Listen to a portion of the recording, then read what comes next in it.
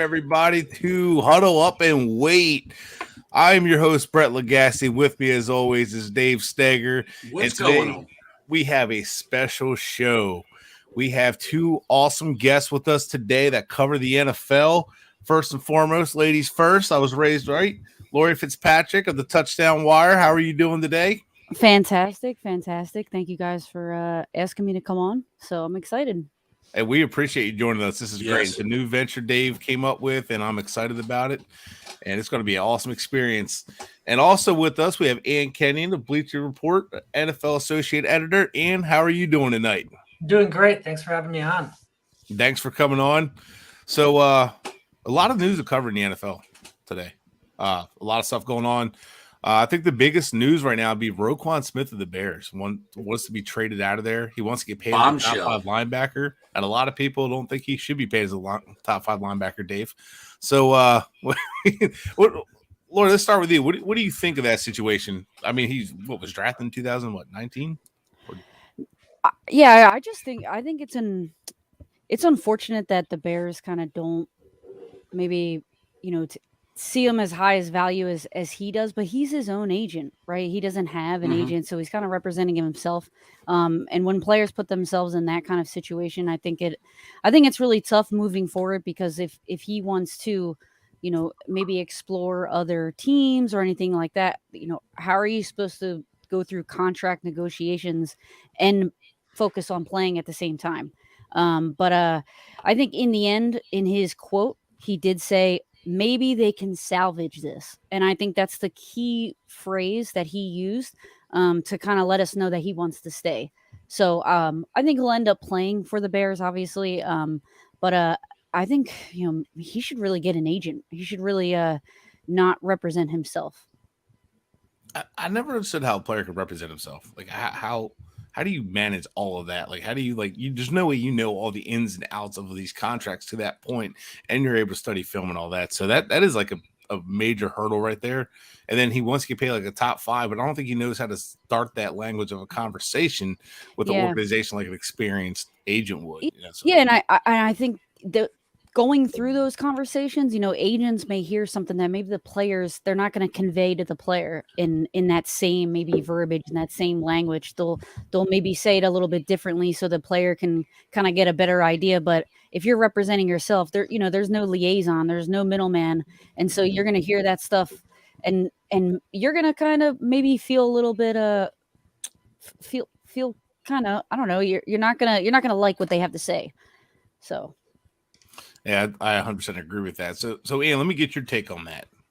Yeah, so I do think it's kind of difficult to deal with both the negotiation and the playing aspect, but I think one aspect here is he's putting a lot of pressure on himself to reset the linebacker market. Like he kind of put it on himself in there that this contract has to reflect what the next group of linebackers are going to get. The problem is he wants more than what Shaquille Leonard got, but Shaquille Leonard, he's just a turnover machine. In his career, he's forced his rookie year. Yeah, he's forced something like 30 turnovers since his rookie year, and I think Roquan Smith has forced 6. So, if you're asking for that same amount of money, I think that's a hard sell if you're the Bears. And if you're Roquan, kind of thinking that you not only deserve that money, but that you're going to reset the market again, I think that's really tough. And if I'm the Bears, am I paying that for an off-ball linebacker who's getting 160 tackles but not racking up sacks and turnovers? I don't know. Yeah.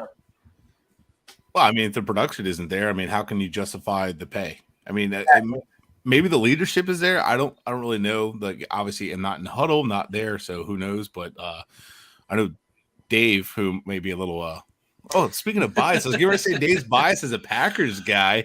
Might not think it's great, but our friend Josh Wingate, who's a Dogs fan, is a big fan of him. So I don't know. Love to see what Josh thinks.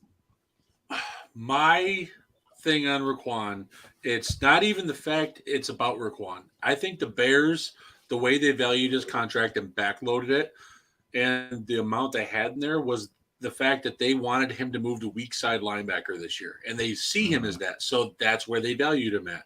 They don't value him as a Luke Kuechly in the middle, eating people all day long. It's just not that. And that's why Shaquille Leonard, as Ian mentioned, to how many turnovers he's made. Luke Kuechly's the same type of linebacker. So you're going to pay that type of pedigree.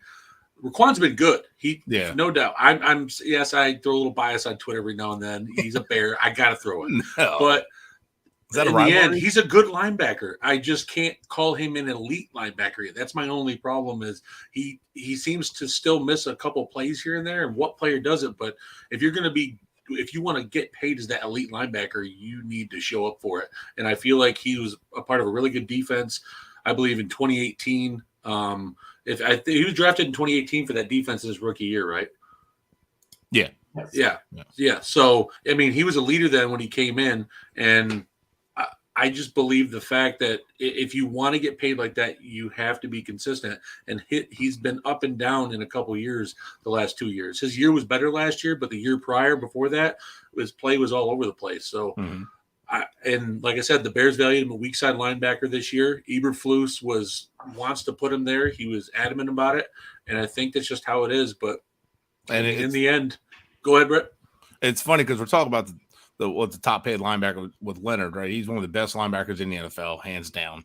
I think everybody can recognize that. It's such a shame that he got hurt and they're going to be losing him this year. And Eberflus, who coached him, is now the head coach over Roquan. And now it's like, well, I want to move you to outside. Look, if he was Leonard or anywhere near Shaquille Leonard, like, he would leave him right where he's at in middle. But Eberflus feels he's more suited to play outside, which would agree or disagree. I mean, that's going to hurt his contract too. So, yeah, I don't know. Yeah. I don't think he's going to be able to reset the market with the Bears. I don't see the Bears. And you thought I was going to be biased. How dare you?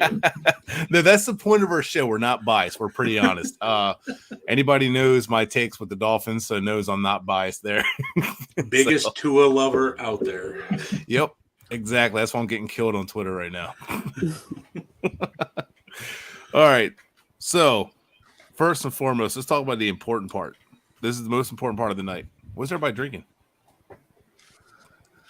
I got short. What's that, Ian? I got a Sprite. Whoa. Going for the hard stuff. You're going hard. Yeah. That's called dad mode right there. That's what that is. Yes, it is. Dad mode. That's why I got a beer. I got a Bush Apple. By the way, congrats to Ian Kenyon for having a baby recently, being a father. Hey, congrats, That's Ian. awesome. Wait, is this the first one? It is the first one. Oh, yeah. Man. So you're going like no sleep right now. That's awesome. Yeah. It's long nights. Yeah. Right. I worked night shift, so I didn't when I had my daughter, so I never really got sleep. During the day, I'd hear her cry and have to get up and help. So I was like, sleep? What sleep? I don't even know. I think prior military helps pulling those 24-hour shifts. Yeah, that helps. So, Laurie, what are you drinking? Well, I converted from green tea to Chardonnay. So. Ooh, I like it. Fancy for the show. I like it. She saw all the beer in the drink. She's like, crap, open up a bottle of wine. Here, I'll switch to match. There you go. Yeah, Leinenkugels. That's summer shandy. That's the good stuff right Ian there. Just won my heart over. Hey, man. Some Liney's on here. Yes. This is a laid back show. We try to be chill. We try to have fun. I mean, we're just hanging at a bar talking right now. That's all it is. Yeah. But we talked about Leonard, which is ironic because let's talk about some of these injuries going around the NFL. Yeah, I mean, you mentioned Leonard. He had back surgery. He doesn't have a timetable to come back. And ironically enough, I wanted to ask a quick question to Laurie and Ian on this. Laurie, you first. Do you think it'd be a good idea for Eberflus to reach out to his former team and possibly trade Roquan if they can't hammer out this contract to Indianapolis? I feel like it's a perfect fit with the timing that happened and everything. Honestly, no. I really think he should stay, and I think that that the Bears should do something like anything to keep him. He's the best player on their team. Agreed. So I don't know why they are even second guessing this, and it shouldn't have been something that has been brought up just right now out of nowhere. If they were already kind of in rebuild, yes, they got Fields, but they should have maybe had these conversations last year so that you wouldn't have to face this right now.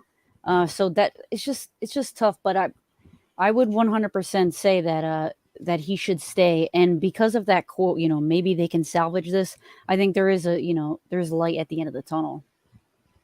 Yeah, I agree. Ian, do you think he'd be a good fit in Indy?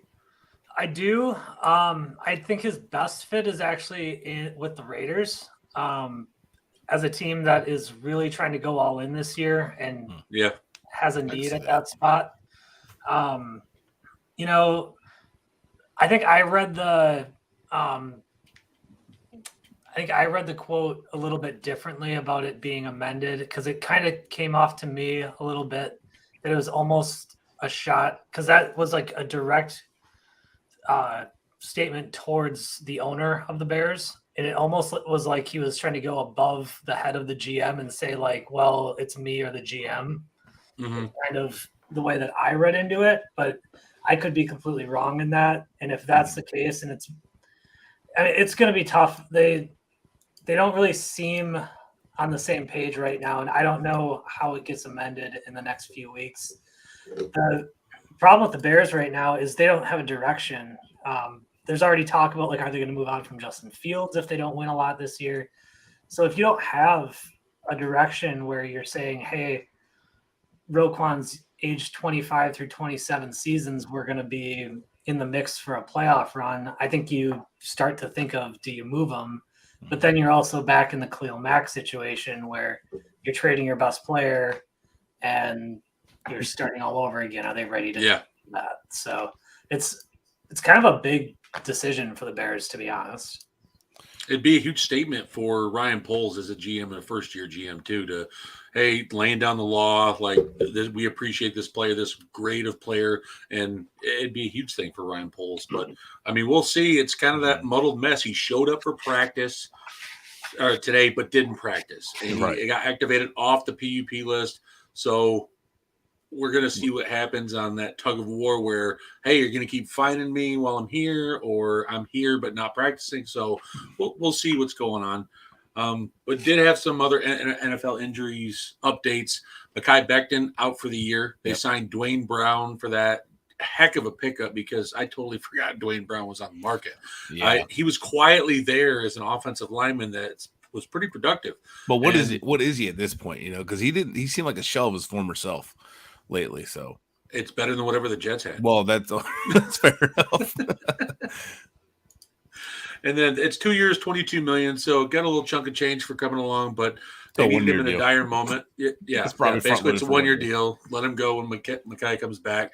Jakeem Grant is also out for the year, tore his Achilles. He was coming off a really strong year for Chicago, and I thought he was showing a lot of his skills and versatility last year in Chicago with his punt returning, his reverse ability to go around and show that speed on the end around. But I just couldn't believe that he got hurt, and I thought he would have been a really good addition to Cleveland, especially with the mess that was going on. He kind of would have been a bright light in that wide receiver room and the kind of like a new toy for Kevin Stefanski to play with. But hopefully he heals up. I mean, the injuries have just been coming along, you know, like every day it's like one injury after another, and it sucks. I love training camp. I love watching the players get back on the field and get back into rhythm, but it's the sucky part of training camp every time. There's always injuries, and I hate to see it. Yeah, the Buccaneers are going through it right now. Yeah. And it's just do they have any offensive linemen left? I don't think so. And Tom Brady just left, so yeah, he's out for like the 22nd or 25th or something like that on personal leave. Yeah, he just like packed up. See you guys going on vacation. He's like, you guys better fix this. I'm out of here. By the time I come back.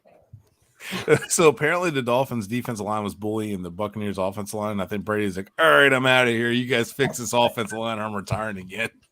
Karma for the tampering, trying to get into Miami. Oh, God. Oh. Well, not to go back to the Bears, but what about them losing David Moore and N'Keal Harry? Like yes. Yep. Yeah. They have no one in that receiver. I just saw that they lost N'Keal Harry before we did the show. I think it's 8 weeks, so he's probably week 5, week 6 time frame. He's going to be back, and it's just. Is that really a loss though?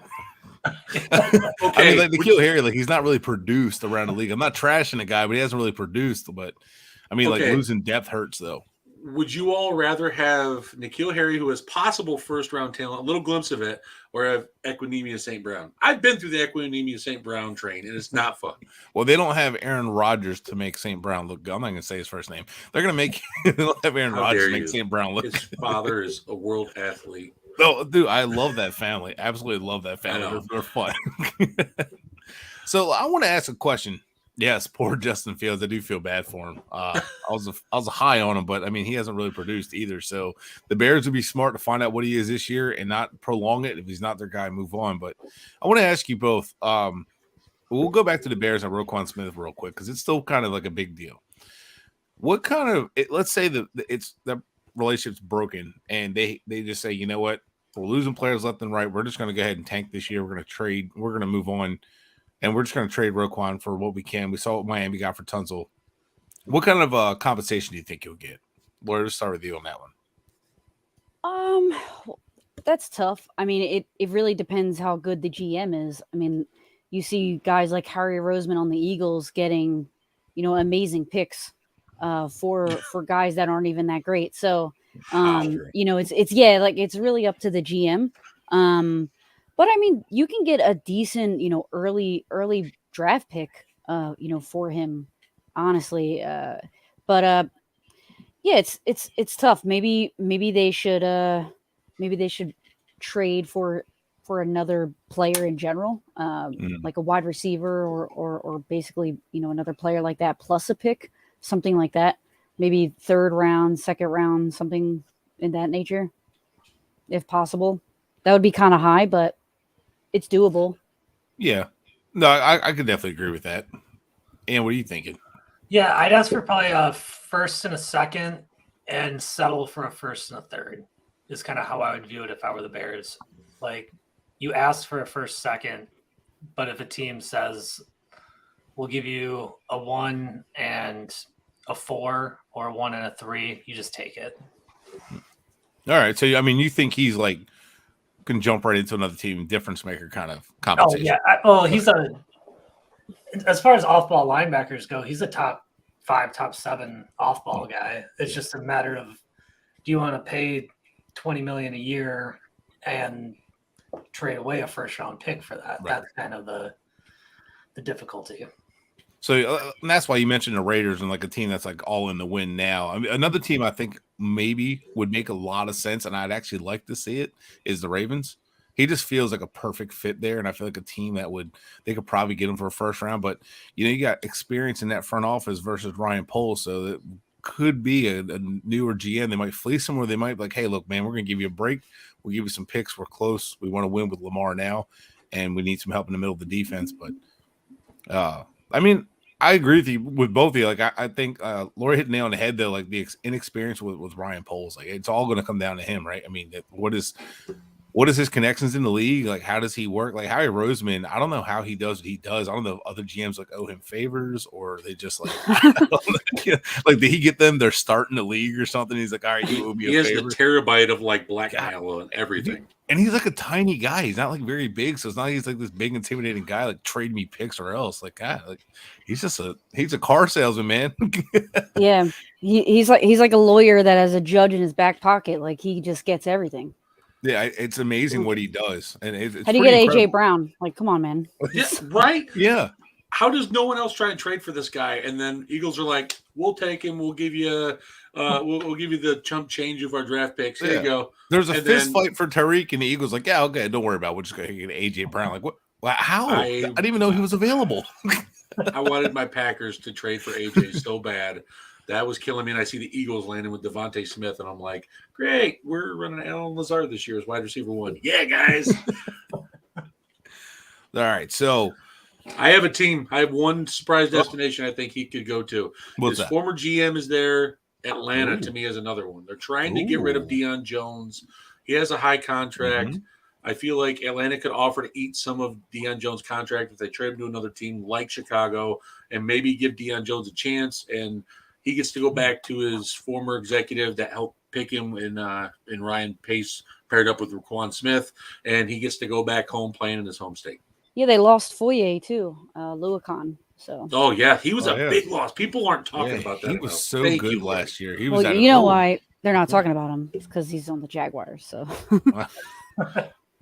Ooh, shots fired! I love it. We're gonna have you come back when we cover the AFC South. I really want to get your takes on the AFC South. Please do. It's gonna be an interesting one this year. Oh yeah, I'm definitely curious about that division. But The Roquan trade I would have loved to have seen if Tim Patrick didn't get hurt would have been Jerry Jeudy straight up. Oh man. So then Denver would have had Sutton, Jeudy, or Sutton, Hamler, and Patrick still in their receiving core, and then they would have added Roquan Smith, which is a player that they could definitely need. And You really think they would do that, Jerry Jeudy for maybe straight up? In terms of value, I think it's pretty close.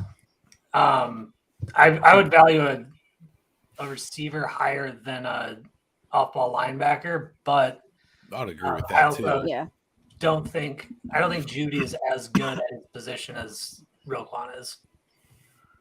No, that I agree with. Like Judy's kind of like all potential right now. He hasn't really shown. He was all hyped coming out of college. Yeah, right. Yeah, he's shown to be a solid receiver, but like it's there. It's just not. So I mean, I always put impact players first. I don't care like what position it is. If you can make an impact on the team, like you're a difference maker. Usually for me, it's like wide receivers are your impact positions. But every now and then you get that Quentin Nelson who makes an impact at guard and changes your entire offensive line. Those guys are few and far between. But yeah, that would be really good for Justin Fields to get Mooney and Jeudy would be a fun pair. Yeah, that would be fun to watch. And then you can get Roquan, and then the Broncos benefit from that. You know, get the middle of their defense shored up, and they can go on a run. But I'm really glad you mentioned the Broncos because you helped me segue here. It's awesome. I'm a new host, so I'm learning.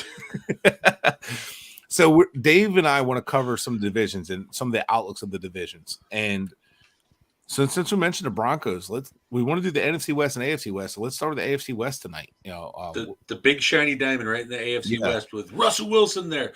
Let's go, guys. The Wild Wild West. I mean, the Will Smith song. Come on. All 4 teams have like a legit quarterback, including Derek Carr. For all the Derek Carr haters out there, I'm a Derek Carr fan, and him and Devontae Adams that's going to be pretty nice to pair them up again. So I don't know. What do you guys think? You know, what is your overall look of the division? You know, who do you think is going to win it? And Laurie, you first. Yeah, I want to hear it. Who do you got? Who do you got placing first all the way down through? Well, I do have the Chiefs still first, and that I just think they're still gonna be good enough to take it. I think Andy Reid is such a good play caller. He's such a good, offensive innovator. He's really good at adjusting. Obviously the time management has always been an issue, but I think with Patrick Mahomes, they don't have to worry about time management as much. Their defense seems to be back. They made some adjustments on that defense last year, and they kind of pulled it together towards the end of the year. And I think without Tyreek Hill, they have more playmakers. They'll be able to kind of use Kelsey. Maybe he'll get double teamed more this time than because Tyreek Hill got double teamed a lot. I still think they take first. It was tough because to decide second, honestly. The Chargers, everybody's kind of, been hyping them up, and obviously Herbert is a really good quarterback. I don't know. For some reason, I think that Russell Wilson is going to do really well on the Broncos. So I don't know. For some reason, I'm just going to I put them second, the Chargers third, and the Las Vegas Raiders fourth. But it's so tough, man, because you guys are saying, it's the Wild West. Right, Raiders could come out in second. They could, whatever happens when you get to that fourth quarter of the season, that those last 4, now 5 games, not 4, because there's, obviously that extra week. But, whatever happens when you get to like week 12 where they're at, the Raiders can end up taking it. I just see them right now as being last in that division. It's tough though, but I don't know. Maybe I'll get scrutinized for that. But yeah, I don't think see you Kansas can. City first. Who can scrutinize for that division? It's such a tight race. It's really hard to you already picked the team that already has won it, and until you knock the king off, they're the king, right? But how can you really? Russell Wilson's been there before, so it's really hard to pick that division. So that's one division I don't think there's any clear-cut winner whatsoever. But I think they do have the hardest schedule, in terms of, I know that they're all playing, everybody in that division, or in that division is playing the same teams. But I think in the order, I think the Chiefs, their first like 7 games are like ridiculously hard. I have to like look it up. It's there's preseason, so the Cardinals, the Chargers, the Colts, the Bucks, the Raiders, the Bills, the 49ers, the Titans. That's a gauntlet. Yeah, and then they split with the Chargers last year, right? I believe so, and it's just like Mahomes took a little bit of time to kind of get adjusted, and he's more of like a second half of the season player. And if he does that again, that's not going to work out for them because of how difficult the beginning of their season is. So that's going to be tough. They really have to get it together early on, and that's going to be like, the I don't know, the smoking gun, or I guess you can say, to determine whether or not they're going to finish first in that division. Very good point. So, I mean, that's a really good point there with the Chiefs. I didn't even think about that. They start slow. That gauntlet might get them. They're trying to go on a run at the end. It might be too little, too late. That's a good point. I didn't think of it that way. So, Ian, what are you thinking about the AFC West? So, I'm with Laurie that I think Kansas City's number 1. It's hard to go against Patrick Mahomes at this point. He's the safe choice. And then I would have the Chargers second. I just love Justin Herbert. I think he's like a top 3 guy in the league right now. This is his year, right? Yeah. Gotta be. Yep. It's like, to me, it's Mahomes, Rodgers, Herbert. Oh, I love it.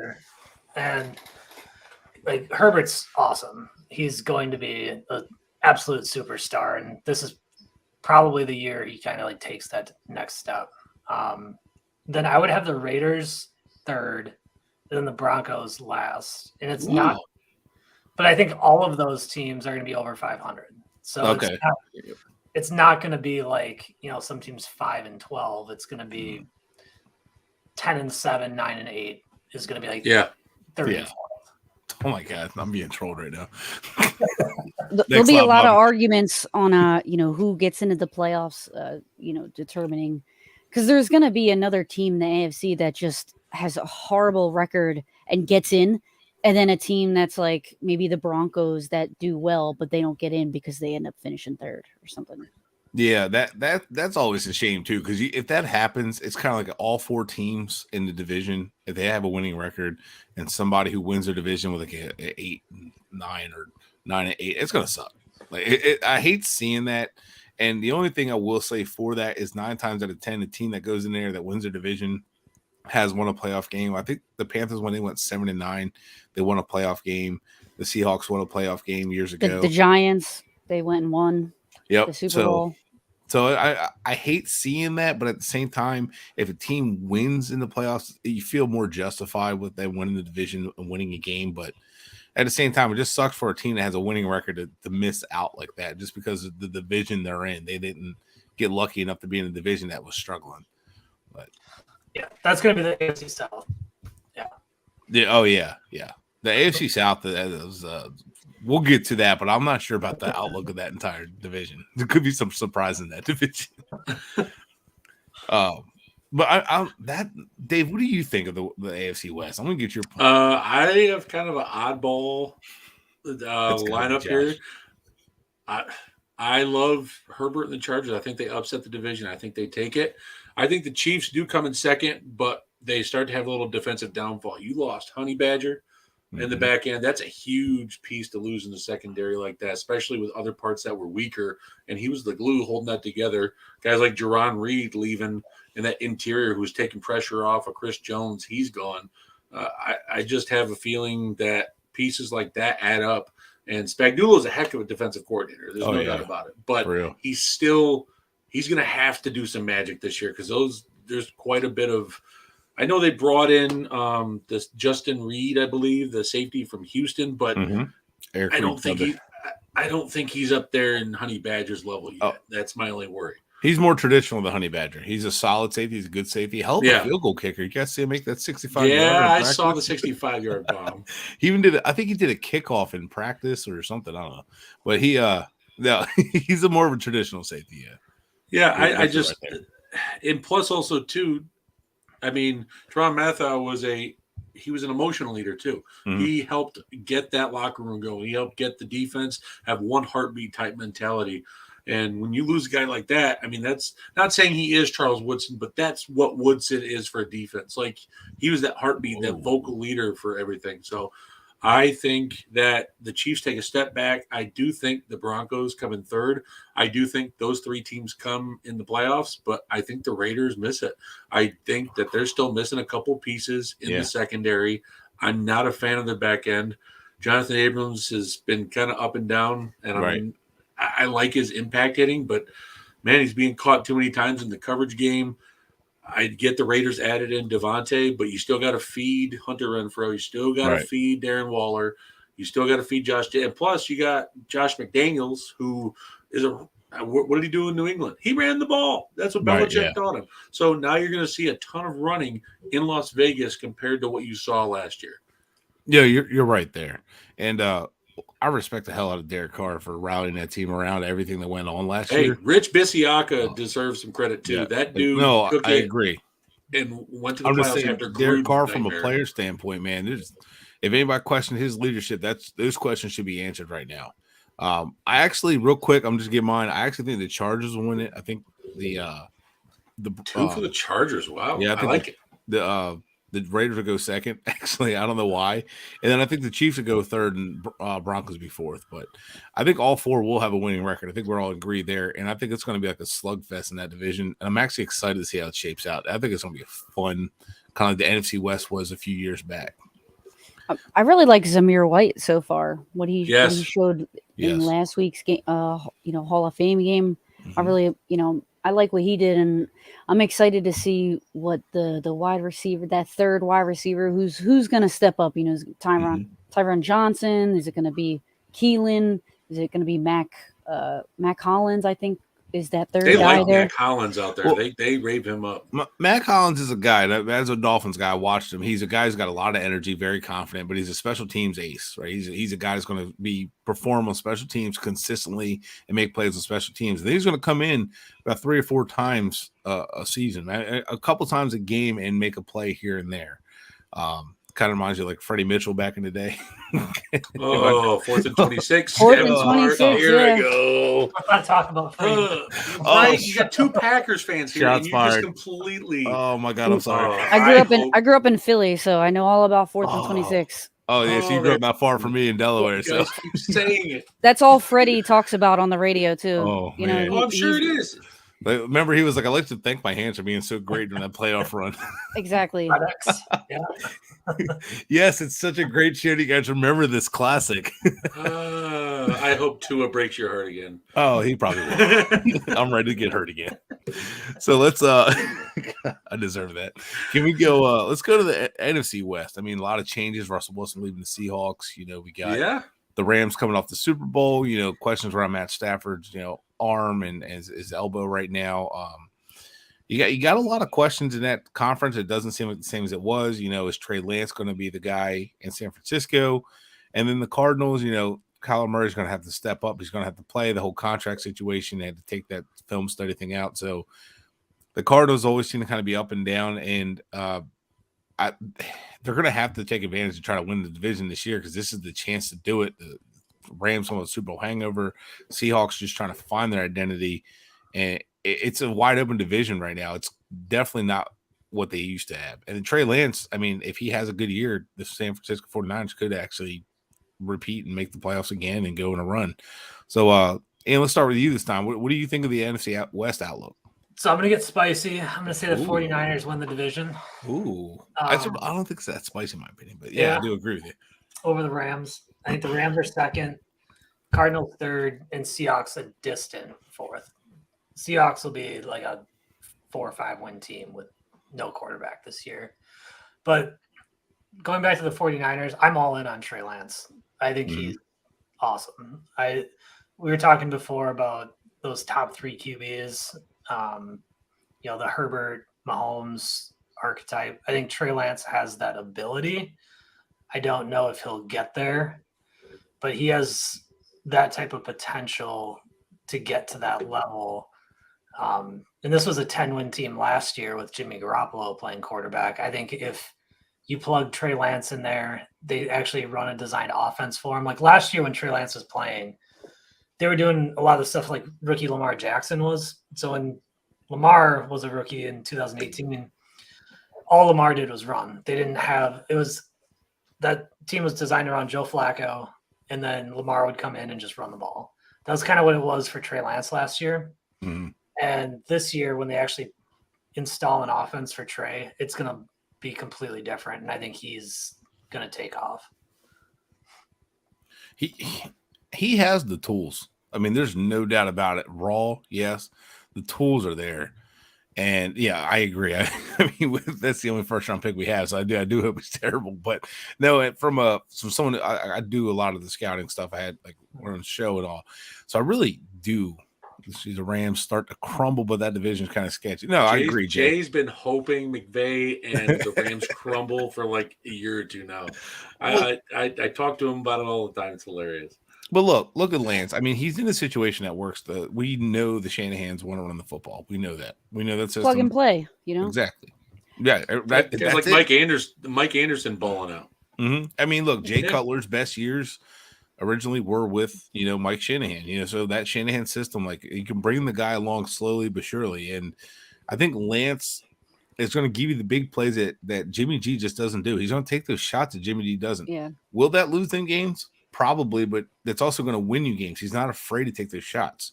They put the ball in Jimmy G's hands when they needed to win against the Rams, and it failed. And that was pretty much their answer. That Trey Lance, we're going to put the ball in his hands, and you have a better chance of big things happening with Trey Lance than you do Jimmy G, in my opinion.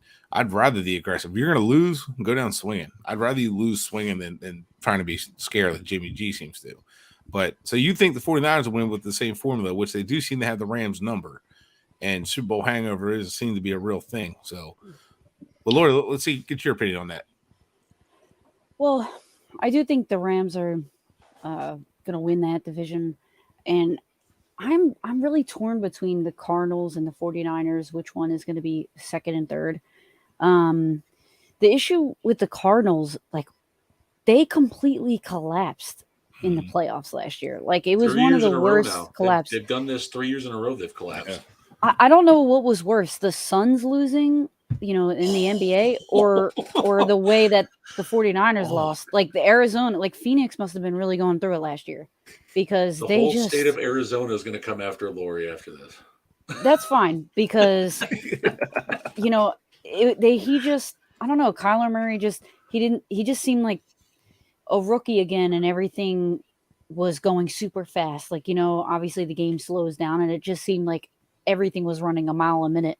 And he couldn't see the field. It could be his height, obviously Drew Brees could do it, but not everybody's like Drew Brees. Mm-hmm. So it's tough. They do great during the regular season. Obviously we can't forget about their, how well they did, like in the regular season, just, how many games that they won. I think they went undefeated until I don't know what week it was when they finally lost, but it was, it was Green Bay game when they had like no receivers and they still won with like Randall Cobb catching 2 touchdowns, dusting off the old shoulder pads. Isn't that the interception that Rasul Douglas blaming, bye yeah everybody was blaming AJ Green for, right? Or because he's supposed to know the audible and Kyler clearly gave the signal and AJ just ran forward and stared at the stand. Like I'm still trying to figure out what he did. But go ahead, Laurie. Sorry to interrupt. No, it's fine. And like how many games DeAndre Hopkins is out? Like, is that still happening? Even though apparently he didn't. It was like a false positive, but he's still suspended. I think. Yeah, I'm not really sure. I didn't really get any updates on that, so I think that's like 4 weeks or something. Mm-hmm. And obviously the regular season means a lot to the Cardinals. If they're not going to really go or do anything in the playoffs, but. They have the players, Zach Ertz, AJ Green, still D-Hop is really good. Marquise Brown, James Conner is awesome. So they have that on offense. It's just, I don't know. I still have them. I have them second. And I do have the San Francisco 49ers third. And I just think it may take a little bit for the 49ers to get going. Maybe the next year, they'll be I don't know what everybody thinks that they'll be this year. I'm not sure, but I do like Brandon Ayuk. I think I'm saying his name right. Ayuk. Yeah, He is Ayuk. looking fantastic right now. I think he's really took the next step. So, obviously he's another weapon. Debo they're all in good standing. You still have Kittle. Just a beast. I love Kittle. Yeah, so he's a different animal. It's going to be interesting to see who's going to be second and third, and then obviously the Seahawks will be dead last. And I kind of just feel bad for DK at this point. Yeah, I agree with that. I Yes. mean, he got paid, but I mean, good Lord, that's just such a bad situation. They lost a running back with Carson retired, and then what do they have? They got Drew Lock throwing him the ball. I mean, he's going to get fed. Like, they're going to throw him the ball a lot, but he's going to lip sync to the best rap songs on the bench. So I mean, that's what's going to save the game. I just like it's just going to be a down year for the Seahawks. I don't know what their future looks like. I don't know what they're like, if they're trying to have a down year and trying to build picks or what. But they got quarterbacks, coming in this draft, so they're definitely going to go that way. Class. But one of the comments, the Beer and Sports podcast, he's going to Ayuk is going to break out because he has a QB who can throw to him. Yeah, he just wrote there in the comments, and that's definitely true. Trey Lance has an arm, so they're definitely going to expand the playbook, just like Ian mentioned too. They're going to be able to, have some explosive plays. Finally, it's not going to be let's manage the clock, time of possession. Let's get their opening drive against the Jaguars last year was the most plays, I think, second most in the history of play opening drives. Oh wow! They had 21 plays or something. I don't know. That could be way off, but they had the time of possession was something ridiculous. It was the most since 1993. Good Lord. And it's just I think they're going to be more explosive with Trey Lance for sure. Yeah, see, so we're all in agreement that Trey Lance can open up their offense, and they're either going to ride or die with Trey Lance. They're either going to be really successful offense this year, or they're going to be struggle. So I think we all can agree that the 49ers could still be in the hunt for this division, but if Trey Lance struggles, they'll probably be second or third, be fighting for that spot, and could be fighting for a wild card spot. But the Seahawks really just aren't a threat. I mean, they might be a thorn in their side defensively. They'll probably get a win or two against the division. And the Cardinals losing D-Hop for 4 weeks, that sucks. That's a weapon. They got Marquise Brown. Actually, thank you, Laurie, for bringing that up because I forgot they even had him. Zach Ertz. Yeah, so he might be suspended. He got arrested for some high-speed chase, remember, recently? So he might be suspended too. Dave, that was Henry Ruggs. Oh, wait a minute. That was a Henry. No, he got arrested out there. No, it was quietly reported. And did you see that Marshawn Lynch video that came out? God. What Well, what happened, man? God. And even Frank Gore got arrested for domestic violence. That shocked me to my core because Frank Gore is Mr. Good Guy, and it ruined how I see Frank Gore. I hope it's not true, but it sucks. Mm-hmm. Speaking of the NFC West, since he was with the 49ers for years. Man, I just this NFC West division is fall from the throne, man. They used to be the best division in football. They used to be a slugfest. Now we're looking at the AFC West as that, but now look at the Giants have fallen. The Seahawks are picked apart. The Cardinals, who knows what they're going to be? They're so up and down. We don't know what they're going to be. 49ers, I think, are still that team that just won't go away and won't quit, and they have the good coaching staff. And the Rams, obviously, since they won it last year, and McVay's always had a good team, it's hard to say that they're not going to win it. I think the Rams will win it, and I think the 49ers will be a tight second. I think the Cardinals will be third. I just don't have a lot of faith in Cliff Kingsbury. Kyler Murray, they relegated him to study for 4 hours, then took that out. That if he has to be told to study, that's scary. I want my quarterback to be a film junkie. Now I ain't going out. I'm going to watch this film. I'm mad about that game. Dude, we won. I don't care. I want to be better. So I want my quarterback in the film room. And if I have to tell him to, that's scary to me. So yeah, I mean, they put it in there for a reason. Right. So they can't just say, oh, we put it in there just, but even though he already studied, no, you put it in there for a reason. Right. And he signed it knowing that. That's the thing. Right. He knew it. And I agree. Like, look, if he has to do it, that's bad that I have to tell you to do it. I shouldn't have to tell you to do your job. Like, you two, you guys are professionals. Like, if your boss had to tell you to do your job, you wouldn't have a job much longer, right? That's anybody in the professionals. If my boss came to me and said, "Hey, you need to start doing this," that's my job. I better know how to do that and not need to told. And if you think about that, and you how it directly reflects on how they lost in the playoffs, it's just like, what happened? Is it because he wasn't in the film room? Did he not see, the audibles on defense? Did he not notice the blitzes that were coming? Did he not understand the coverages, pre-snap? Like, what was it? It had to have been him not watching the film, because he was the one that just looked like he was running for his life. Thank you.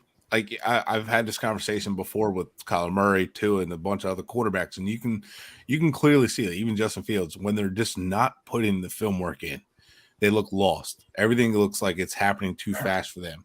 And when they get pushed off their marks, they get rushes, they get blitzes. When something goes wrong, a receiver falls down, they just look scared. Or they look like crap. The eyes get big. And that's when defenders start licking their chops, because they're like, yep, we're about to get an interception or nothing's going to happen, and we're rattling you and we're going to get you off the field.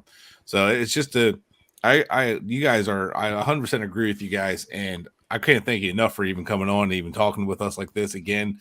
Guys, if you're enjoying this, please remember to smash that like button, subscribe, and make sure you are following Huddle Up and Wait. We really appreciate everybody viewing. Beer and Sports has said that Josh and I used to do that show together, and he said he gave me the timeline for Lance, and he's right. He did. He said that Lance would sit a year, rest, or get to learn the NFL game a little bit, and then what would happen if Jimmy G struggles, he would come in this year, and they're just going to slowly bring him along. And I do think that's you owe Josh a beer now. So. Oh, I definitely do. That's all right. Josh is going to come through the computer screen on that one. Josh, I'll get you a beer, buddy. I'll be at your house in a little bit. All right, guys. Dave, final thoughts? Yeah, I just want to give my division I'll review really quick. Sorry, that's what I meant. Yeah. No, you're good. It's okay. No. You just hated me because I wore the Ray Finkel shirt. I think the 49ers are going to take it. I think because of the big play last year, with the big bootleg play action, 75 yards of Trey Lance showing his arm on that play for the touchdown. It was early on in the season when they had to sit Jimmy G, and I think that was just a preview to come. And I agree with Ian. I think 49ers take the division. I think Stafford's strength is going to become his weakness. He is a warrior. He plays through injuries. That arm is showing up more and more as a problem now, and it's severe tendonitis. And now McVay keeps getting annoyed talking about it. So I feel like, being pestered as a coach, but something's there, obviously, because McVay now keeps talking about it outside of interviews with people. I don't know. Is it going to be a Tommy John surgery? Is it going to be something else to go and repair something? Stafford's strength is his weakness. It's his toughness, but it might destroy his elbow to where he might have to sit out. I'm not saying it's going to happen, but also, too, losing Andrew Whitworth, huge loss. Huge. Now Stafford loses his blindside protector. I just think there's some additions there by subtraction, basically. They lost Von Miller to the Bills. So, huge piece on why they won the Super Bowl. And they don't have OBJ back. Odell Beckham's gone. He might be coming back from reports what I'm seeing. But right now, even the beginning of the season, he's not healthy right now. So he's going to be out for a good chunk of the season anyway. So the Rams have lost some pieces, but McVay always has them in the running. But I think we all agree. Like, they also did get Bobby Wagner, so that helps. Oh, that does. But I don't think this division is going to be won to the end of the year. I think it's going to be a tight fight all the way to the end. I think Rams are definitely going to be in it. I'm sorry, Laurie, go ahead. No, it's fine. I was just going to say, back to my strength of schedule argument, which I think I think it's huge. I believe a lot in momentum, and one game to the next, and how you play, how you respond. When you play a team that's really crappy, against which would be called a trap game, how you do against those, you win the games, are you supposed to win?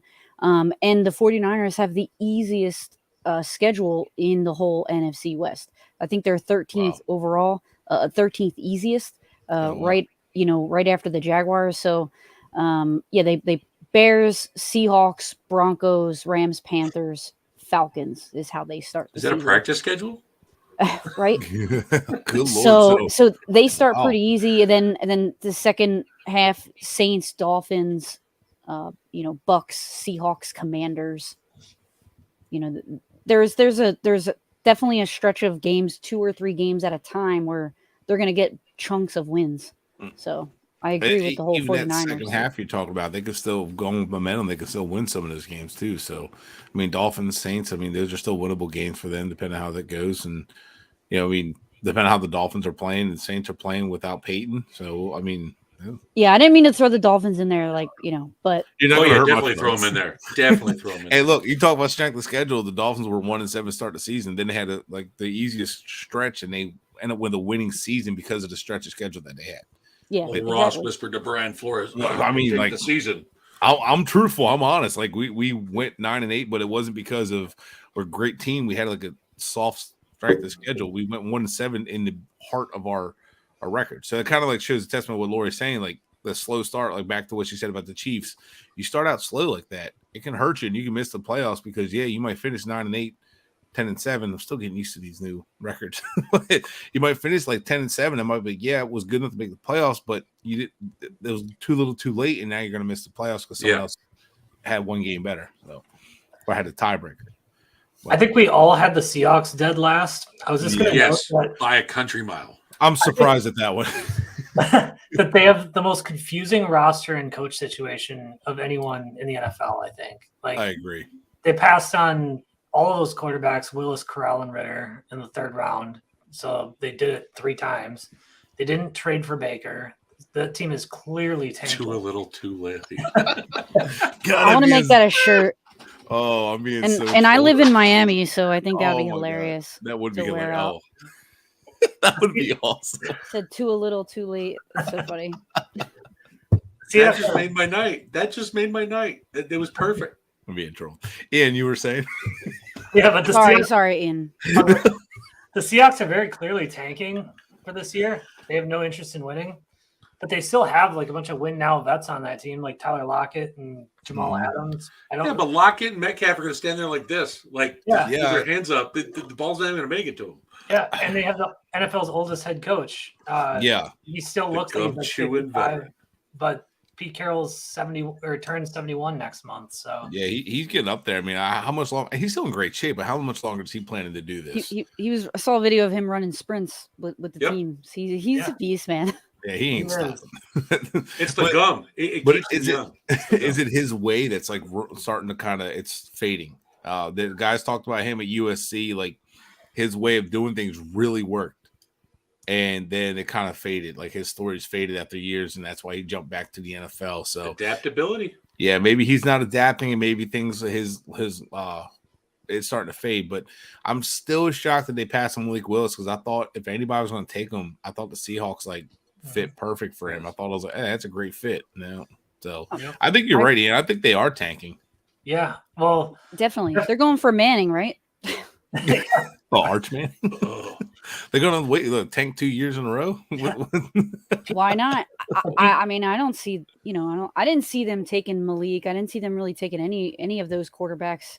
I predicted that there wasn't going to be a quarterback to go in the first round, and everybody hated on me on that on Twitter. And what ended up happening? All these quarterbacks dropped. So. Right. Yeah. At the Senior Bowl, everybody that was with, everybody I was talked to, they're like, props to Laurie Fitzpatrick. Yes.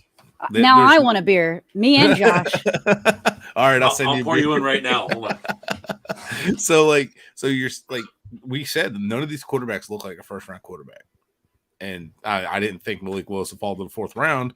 I'm not saying that. I definitely didn't predict that, but yeah, I agree with you. None of them were really first round talent. Ian, you don't think they're going to go for Manning? That's a little too long. I think Pete Carroll's got his eyes set to win a ring before he's 80. Yeah, probably. You're thinking more like 78. Cooper's kid. Come on. You're thinking more like 78 years old, or what are we thinking? I mean, so does he still get to collect AARP while he's also collecting NFL paycheck, or what? I'm curious how it works. I don't know how that works. All right, guys, we're starting to go on a rabbit hole, so we're going to wrap this show up real quick. Laurie, you got the final thoughts? No, it's like you guys said, it's going to be the wild, wild west. So, either of us could be right, or all of us could be wrong. The Raiders could end up coming in first. Who knows? So Mhm. I'm Flip just a coin. excited to see kind of how that plays out. So, And Ian, any final thoughts? Not really, guys. I just want to say thank you again for having me on. Really appreciate it. No, hey, look, we really appreciate you guys having us or joining us, having us on. It was a blast. Fun This show. was The fun. beer, You're welcome. thanks, beer. No, but seriously, guys, thanks for coming. This is we're trying to have this fun show, man. It's something we're starting, and I really appreciate having you guys. It's huge for us, and we had a lot of fun. I hope you guys have fun with us. Had a good time, and thanks for drinking with us too. That was fun. That's awesome. That's the most important part. Dave, want to wrap things up for yourself? Yeah, final thoughts. I mean, as long as I don't have to hear Russell Wilson win the division and hear "Let's Ride" one more time, I Oh my swear God. that's what the only reason why I don't want him to win is that it's the most annoying thing. I have no problem with people being confident themselves. His confidence is so weird. Like but yeah, that's my Dude, take. I don't want Russell Wilson to be the AFC West division title winner because I don't want to hear that in the playoffs. Oh, you Please. just you don't like the cringeworthy nice guy. I got you. He made up his own nickname. You have to be given a nickname. Come on, Wow. Mr. he's Unlimited. a corny dude, you know. He is, but it works for He's him. literally a corny cob. That's what he is. That's yes. And yes, guys, we are sponsored by Fable Beard. Fable Yes. Beard products. You get What is this 15% Fable off Beard? with the code Fins Up 15. So thank you guys for chiming in. Beer and Sports Podcast. Josh, Jay, we appreciate all you guys watching. Make sure you hit that like and subscribe. Miss Fins, we see you. Thank you, everybody. That's it for us. Laurie, give them your handle. It's at Laurie Fitzpatrick. Just type. It's without the vowels at the end, but yeah, Laurie Fitz. That's the important part. I just want to go ahead and Go say ahead. one thing. She is the single-handedly person that made Trayvon Diggs delete his Twitter. She went at him so Whoa. hard No. after he got burned. That's what I'm saying. She is a hero. So give her a medal. What my co-host is trying to say, make sure you follow because she's a must follow. I've been following her Yes. for a while. It's a must follow. And give me your handle. At Ian Kenyon NFL. And he is also a must follow. Keep up the NFL news, all the good nuggets. Guys, You might get late night tweets with the dad stuff, staying up, like Hey. odd hours type stuff. hey man, I sleep like 5 hours a night, so you can always tweet at me. It's cool. I'm at Brett Legassi67. He's Steak and Cheese. This has been it for Huddle Up and Wait, and that's it for us, guys. We're out of here. Till next time.